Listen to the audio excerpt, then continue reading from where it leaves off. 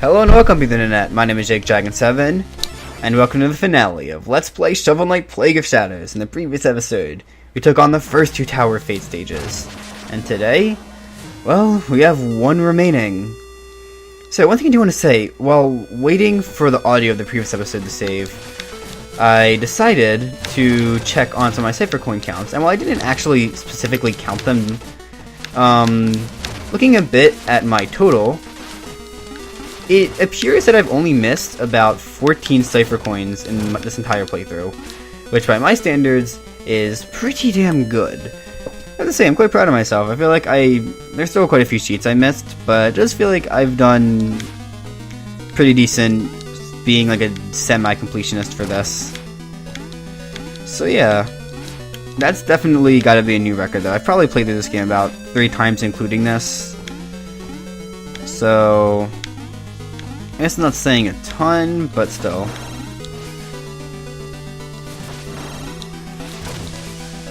Alright though. So, of course, the final hallway before the Enchantress herself.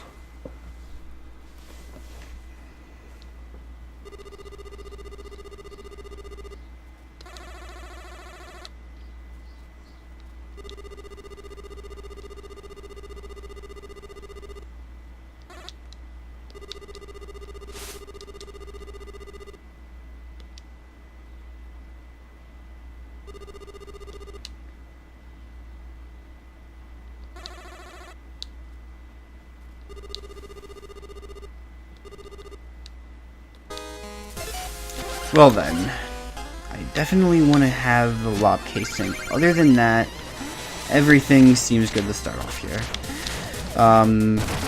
Now yeah, the Enchantress would typically take her place above you, so lock casing can be pretty useful.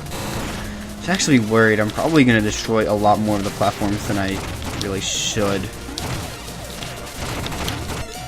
Yeah, and already I'm taking a lot of hits, so...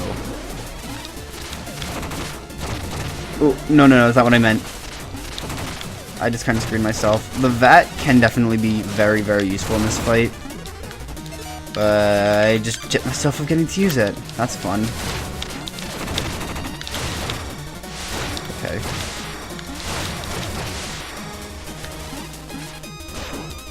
And, alright, so our patterns of respawning the blocks is a bit different in this fight.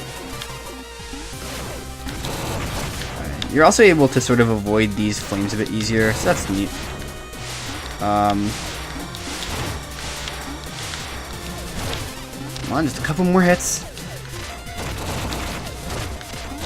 I'm just gonna throw a couple tonics right now. Come on, there we go. All right, managed to beat her on the first try.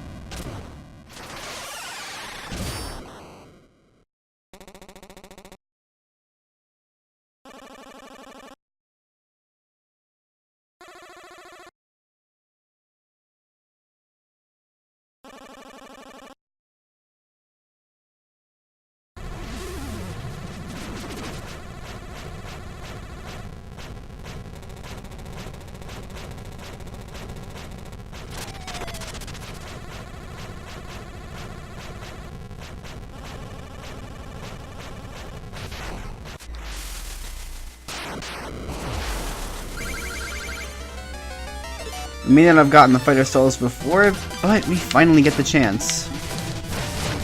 And, okay, good, I am on full health. For a second I'm like, game, are you just not gonna heal me? Boy. So yeah, of course, our kit is much more expansive than our opponent's, but there is one thing we're missing, and it is that teleport. So that sucks, but still. tools we have are quite powerful. Okay. Let's see then.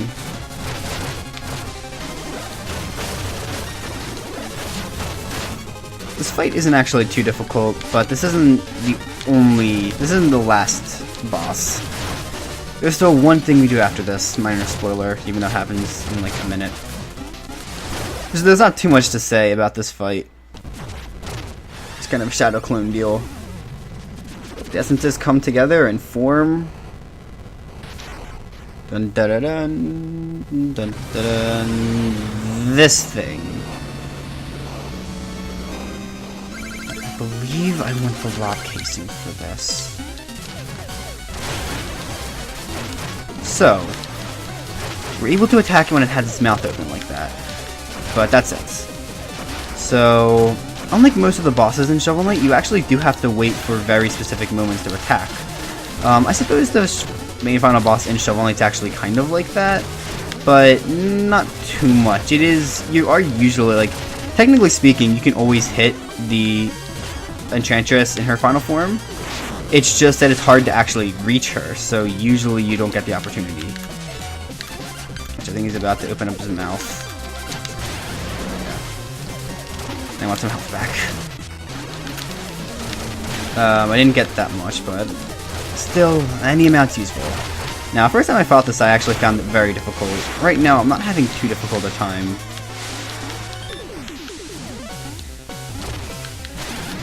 It's really not too bad once you get the hang of it, but getting the hang of it can feel a bit odd because it plays very differently from pretty much any other boss in Shovel Knight. Again, which makes sense. I mean, Play Knight's... Why do I keep fucking messing these names up? Play Knight's control scheme is definitely an odd one, so it kind of makes sense. Wait, I can attack that thing? I never knew.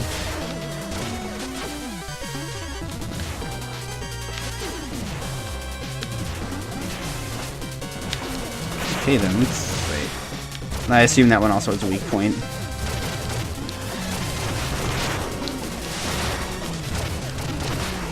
More is just invincible right now, and I'm fucking up, really. Come on.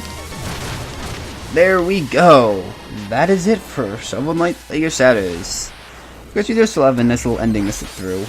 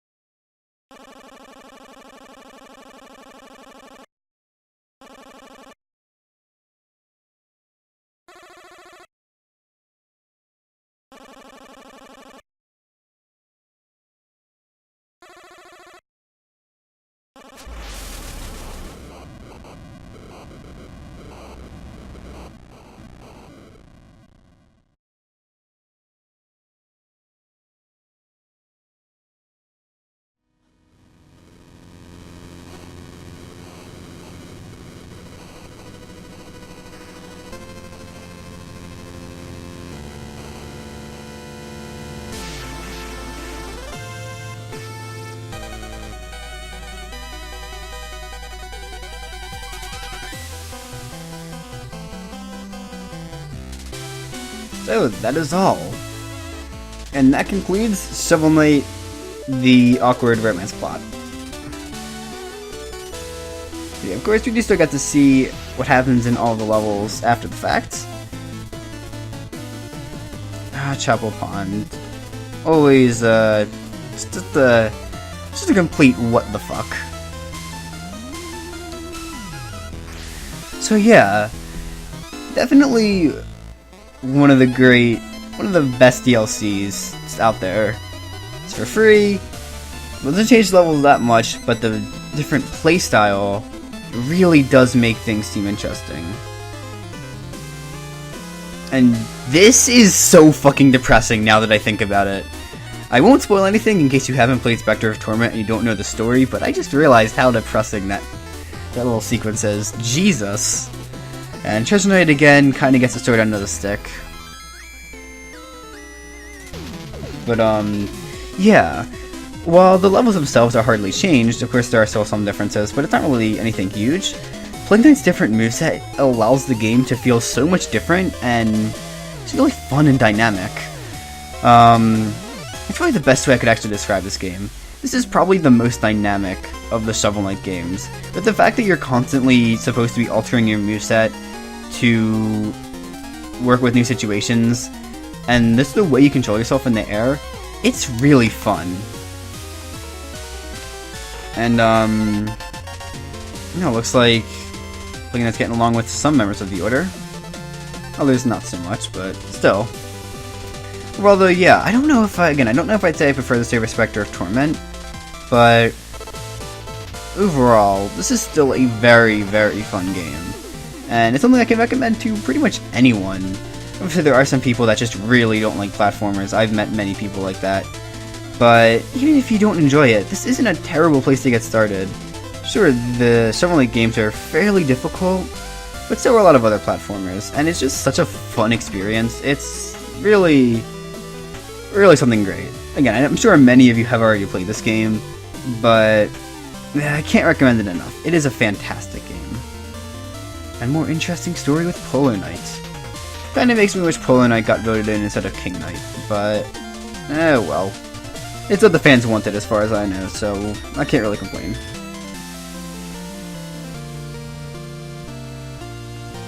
And this is just adorable. Honestly, the story of this game, as simple as it really is a bit more in depth than Shovel Knight, and it's just kind of cute. It's silly. It's a very silly little plot. Something I can enjoy.